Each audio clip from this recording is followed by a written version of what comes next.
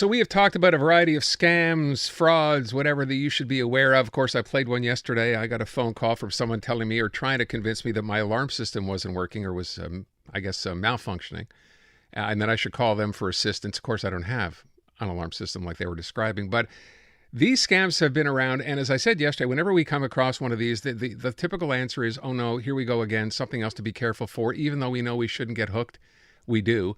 But here's, I think, a brand new wrinkle on fraudsters trying to rip you off. The latest scam, impersonating the people who are trying to catch them in the first place.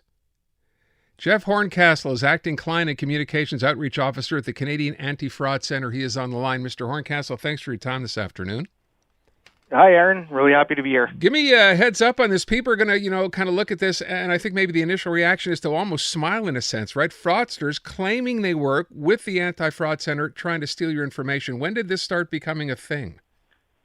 So we've actually been seeing it for a while, but they've recently started, they've basically taken the CAFC or the Canadian Anti-Fraud Centre's logo and letterhead and are sending victims the emails claiming to be the Canadian Anti-Fraud Centre in three main types of fraud. So we're seeing with the bank investigator where, they call claiming to be your financial institution or Amazon in some cases, and they'll say that there's a couple of fraudulent transactions on your account. Of course, the tech support scam that's been around for years. It kind of turns into a bank investigator type scam where they say they're trying to catch the fraudsters, and the other variation is the recovery pitch, which is where they target previous victims of other types of fraud. You mean they already know that those people have already been a victim of a fraud? Yeah, so basically with the recovery pitch, we primarily see it in a few different types of scams, but primarily with crypto investments or romance scams. So where the victim may have lost money, the fraudsters will wait, a month or two, and then come back at the victim down the line and say, "Hey, we know you lost such amount of money. We can help you get that money back." And in comes the fraudulent letter claiming to be the Canadian Anti-Fraud Centre, where they include the logo, and they're basically impersonating us, right? So just something that to really, the fraudsters keep getting more and more sophisticated. It's so important to know. It's almost impossible to remember every different type of fraud that's out there, but just know the tactics that they're using, right? With respect to tactics, right? I mean, we've had different tech experts come on with us and talk about what you should or shouldn't do. Be suspicious of an email address that simply doesn't look right. With respect to the Canadian Anti-Fraud Centre, you're not reaching out directly to people at any time, are you? No. Like to individuals? It's very rare. And in that case where, the victim has a file number, we'd be able to confirm their Right. file number over the phone with them, or we would advise them to call us back by calling our main phone line, right?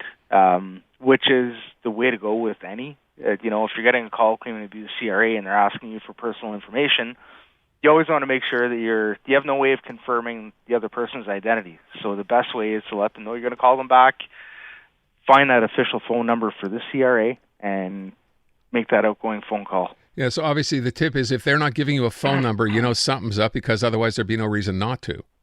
Exactly. Okay, so that's one thing. Number two, and I will ask this because I see it on the list, is tech support still a scam? I know this happened. This thing must go back 10 years now. The idea that, they're going to try to help you, there's a virus on your computer, that's still one of the big scams? Yeah, it's been around for years.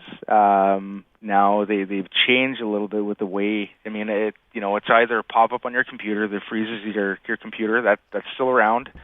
You might get an email saying that there's a problem with your account and you have to call a certain toll-free number, or it might be a direct call saying that, hey, we've detected fraudulent activity on your device or your computer. Give us access to your device so we could rectify the problem.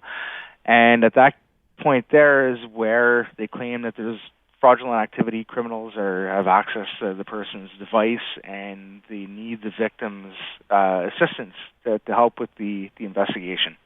So let me ask the question, Jeff, if I can, right? Someone gets a call and they're not really sure what's going on. So number one, you can hang up. At what point can you call the Canadian Anti-Fraud Centre and say, I'm not sure if this was legit or not, and can you do that right away? You can, yeah. So you do not have to be a victim to report to the Canadian Anti-Fraud Centre, and that instinct, the first gut instinct, is normally right. So you get a weird phone call, you're not sure.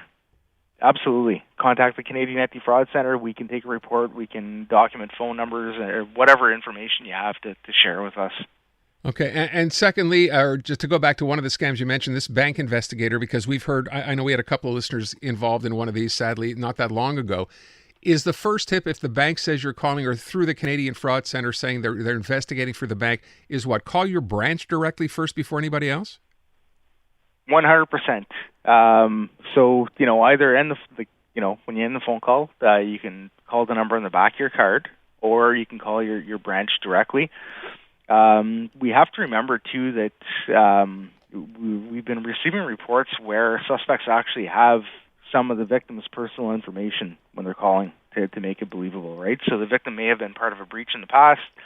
Fraudsters are holding on to that information and using that information that they've collected about the victim as a tool to convince them that the call is legitimate, right?